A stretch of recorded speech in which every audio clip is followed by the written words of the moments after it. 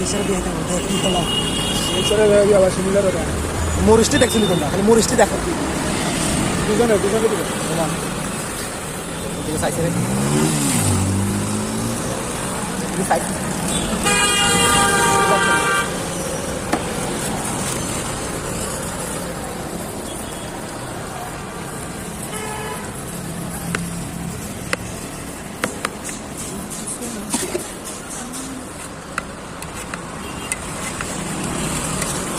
তার মধ্যে